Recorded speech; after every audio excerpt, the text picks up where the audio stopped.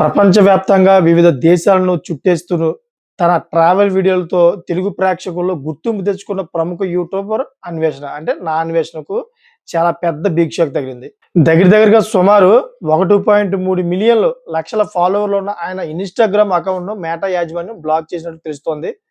గతంలో అన్వేషణ తన వీడియోలలో భారత్ హిందూ దేవులపై చేసిన కొన్ని వ్యాఖ్యలు తీవ్ర దుమారం రేపాయన్నమాట.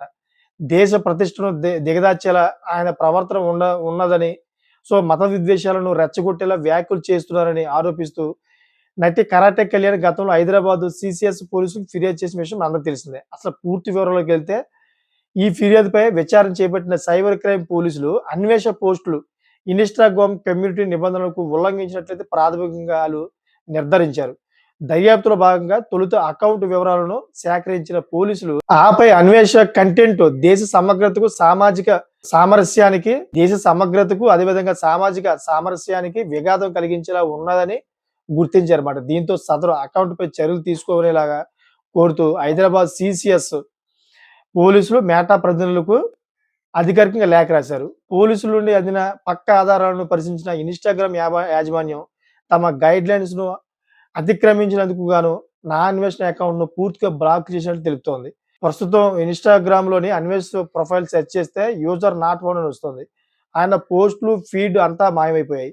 ఒక్కసారిగా భారీ ఫాలోయింగ్ ఉన్న అకౌంట్ కనుమరుగు కావడంతో సోషల్ మీడియాలో ఈ విషయంపై పెద్ద ఎత్తున చర్చ జరుగుతోంది. ఏది ఏమైనా గాని హిందూ మతానికి అదేవిధంగా మిగతా మతాలకి చిచ్చులు పెట్టే విధంగా మాట్లాడితే మాత్రం ఈ విధంగా జరుగుతుంది. నా అన్వేషణ తెలిసి తెలియని తప్పు వల్ల ఇప్పుడు ఈ ఇన్‌స్టాగ్రామ్ అంత పెద్ద అకౌంట్ మాట. ఎందుకంటే అన్ని లక్షలు ఉన్న ఫాలోవర్స్ అకౌంట్ ఒకేసారి మాయమైపోయింది. ఇన్‌స్టాగ్రామ్ అయితే బ్లాక్ చేసి పెట్టింది. దాని నుంచి అయితే ఎంతో రాబడి, ఎంతో ఆదాయం వచ్చేది ఆయనకి.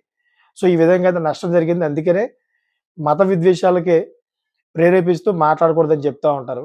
అది కూడా కమ్యూనిటీ గైడ్‌లైన్స్‌కి వ్యతిరేకం. అంతేకాకుండా ప్రజా సమస్య మీద కూడా చాలా పెద్ద ప్రభావం పడుతుందన్నమాట. సో, మీకేమనిపిస్తుంది? ఇది కరెక్టా కాదా? అనే దాని మీద కామెంట్ చేయండి. అదేవిధంగా నచ్చితే గనుక 10 మందికి షేర్ చేస్తారని కోరుకుంటున్నాను. Thanks for watching friends.